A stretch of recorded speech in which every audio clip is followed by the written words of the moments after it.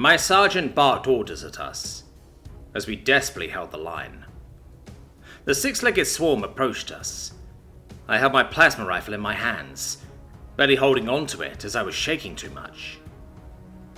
I carefully peered over the edge of the barricade we had set up, and my heart started racing again as I saw the mountain of enemies approaching. Small insectoids, the biters, as we called them, by the thousands. Sure, our artillery could kill swarms of them in one go, but there were always thousands more. They all scurried along the ground, plasma bolts impacting into groups of them. For every 10 we killed, 50 more would take their place. They moved as one group, scurrying across the ground in waves of scaly, scuttering flesh. Plasma rifles discharged heated bolts towards scurrying groups, killing dozens with one detonation. "Keep at it, brothers! I got word we got reinforcements!" Our sergeant barked at us, followed by a mild cheer of enthusiasm from the men. "Praetorian!" one guy screamed, as one of the larger, blade-appendage creatures suddenly appeared. It charged at us, using the smaller, scuttering creatures as a shield. The few plasma bolts we were able to get thrown in its direction did little more than kill a few hundred scurrying swarmers. This is how lions always fell. The swarms would force us to overheat our plasma pistols or laser rifles with a charge from the smaller ones. The bigger ones would use this to crawl closer to the line, then charge at us with the swarm. Plasma weapons wouldn't fire fast enough, so we would simply retreat, let the line fall and hope. I stood up, aimed my weapon and fired. It did nothing to the beast, as it charged our battle line. We heard that the position was failing. We had to evacuate. I was frozen in fear. I couldn't do anything except aim my weapon and shoot. Within minutes, we would all be dead either from the artillery strike needed to cleanse this position, or from the Praetorian who would carve us up and feed us to the swarm. I looked dead into its eyes, and suddenly, a firestorm of explosions, loud cracks and multiple shots.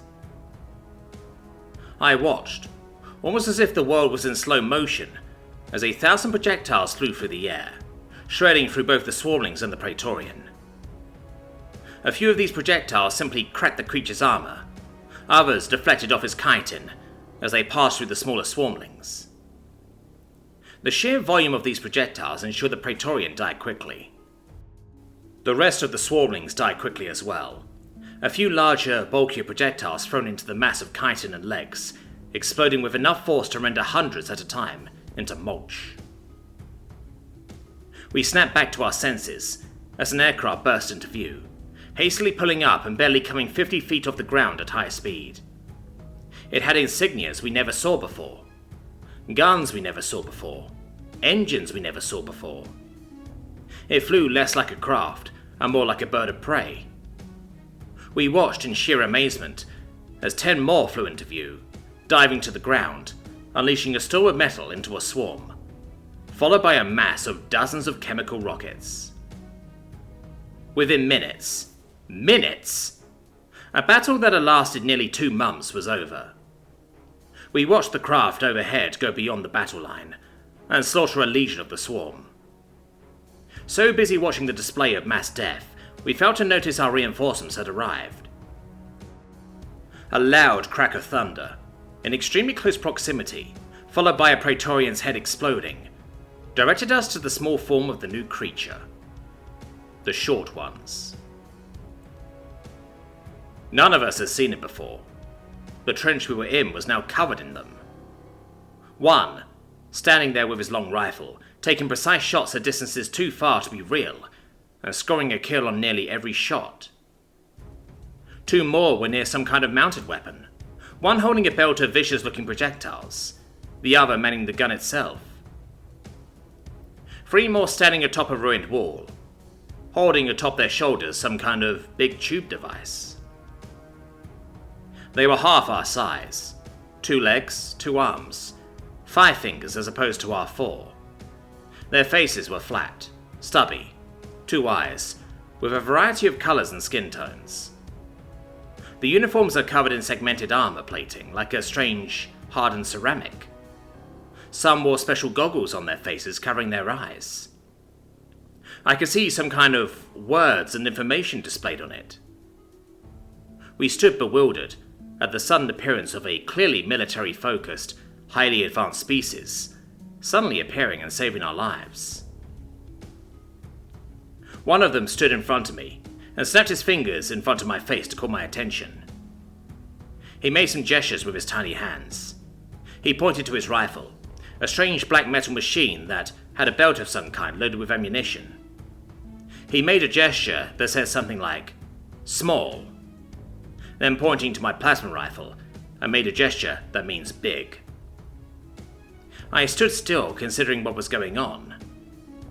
My keen eye then spotted the craft from before retreating, followed by a massive dust cloud on the horizon. The creature in front of me, a short one, as we called them, repeated his series of motions. I suddenly got the idea. Our plasma weapons against the Praetorians and Centurions, the big ones, and their guns against the Swarmlings. I pointed at my plasma rifle, then pointed at the shattered corpse of the Praetorian nearby. Then I pointed at the gun in his hand, then pointed at the body of a Swarmling nearby. He tilted his head down and up in a nod, his face contorting into what was clearly a smile. I whistled loudly, snapping my trench line out of his dumbfounded stupor. "Reform the line!" Within seconds, my brethren had reformed their stations, weapons at the ready. "Focus fire and large targets only. Let the short ones handle the swarms," I bellowed loudly. I readied my rifle. The short ones in the trench line readied their weapons with a series of mechanical clicks. We readied our weapons, the sound of powering up power cells filling the air. The short one in front of me made more gestures with his hands. He pointed at the craft flying overhead, pointed at his timepiece on his arm, then made a gesture that indicated the numbers 1 and 7. He did it again, slower and clearer, so I could properly register it. I looked at the ticking clock. The timescale he used was roughly the same as ours. "The aircraft will rearm. Time to response is 17 Vintus. Hold the line!" I barked loudly at the trench line. My sergeants and captains had finally regained their composure. Before long they had caught on to the strategy and began barking orders into our radios, spreading the news to the trench line. The swarm apparently got in range of the trench line, and a loud noise of cannon fire descended onto the valley. The short ones in front of me opened fire with prejudice, and it appeared as though a river of metal suddenly appeared into the sky. I could see thousands of Swarmlings, big and small, suddenly drop dead or falter their advance, as a hail of ammunition tore off limbs. The humans holding the tubes yelled something, looking behind them. They then fired, a loud thud noise signifying they had fired, followed by the projectiles they launched, exploding directly into the face of a swarm. Hundreds of the swarm died instantly, pieces of chitinous monster scattered in every direction. Some pieces of chitin had shattered at speed, incapacitating more enemies in the sheer shrapnel. The short ones holding the larger guns occasionally fire, taking any opportunity to hit a Praetorian they can actually see. Some actually score decent hits. The swarm charges us with force. Despite the unending storm of metal, there are still tens of thousands to consider. But here, we notice something. Clearly the short ones did too. Every time one of them kills a Praetorian with a good shot, they yell out something. The others notice, redirect their fire. A Praetorian is killed, the swarm falls back. We hadn't noticed this behaviour before. Normally they would be right on top of us, so we couldn't really tell if it happened. One Praetorian gets closer than the others, and we get in range. Our plasma rifles fire a focused volley at it. It gets hit, disintegrates into a puddle of discombobulated goo. The swarm he was leading retreats. a new pattern emerges. The sergeants know this, the short ones know this. The word travels quickly, and before long, we implemented a strategy we only now had the chance to do. For the first time in 600 years of war, the tide was turning. We were told to hold the line, and hold the line we did. The swarm never stopped, and neither did we. The aircraft swooped in and wiped out the nest. The hive mind severed, the swarm began to disintegrate. The swarmlings stopped dead in their tracks as the connection severed, either going insane, screeching with rage or pain, and either waiting around before dying, or slaughtering each other. The few predators and centurions left alive were dealt a fast death blow by the short ones. The first hive mind link killed in over 480 years. The planet was saved. We rejoiced. The short ones were somewhat surprised at our sudden victory vocalizations. War chants and jumps for joy startled them as the swarm died off. The short ones apparently weren't done, or they knew something we didn't. Most of them moved forward and walked into the mass of chitinous bodies, putting a few rounds into any remaining squirmers. The short one from before, plus a few others, stayed behind, keeping guard as we celebrated our first victory in centuries. The very same short one approached me and pushed a button on his helmet. He spoke in Serenai. It was broken, somewhat childish, but it was at least coherent enough we could speak. "Understand me? Me talk, you hear?" he said, his translator very clearly only just starting to function. "Yes, I do. Who are you?" I asked. "Corporal Withers, Army, Human," he replied, pointing to himself. Well, he said more than that, but, like I explained, the translation software wasn't all that good yet. Probably wasn't more than a few weeks old, to be honest. He reached a hand out to me. Mine was twice as big as his. I took it, and he shook it, just like we did. Our celebration was cut short by the arrival of more war machines these humans used. Pallets of supplies, both medical and martial, arrived in force. We had no time to celebrate. We had work to do. It finally happened. 6 months after that first battle, we were winning. A stalemate that lasted 1,000 years, finally broken. The Horde was being driven back at long last, all because of them. It's not to say the humans did not endure grievous casualties, just like us, but it was because of them we actually had victories. Real victories. Victories that allowed us to take lost planets back. Before humanity arrived, the only victories we had, we would think them to be hollow. We could easily secure space. The Horde's ships were almost worthless against our weaponry. But when it came to ground combat, we would always be pushed back. Their numbers were superior to our tech. Plasma rifles and Gauss cannons can only go so far when you have 3 targets, and you can only kill 1. Human weaponry turned the tide. The sheer volume of fire coming from their primitive weapons culled the Horde to its barest minimum.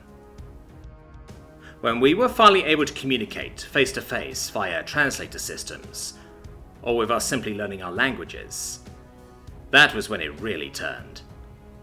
The humans would focus their firestorm of ballistic and kinetic weapons against the vast numbers of the Horde.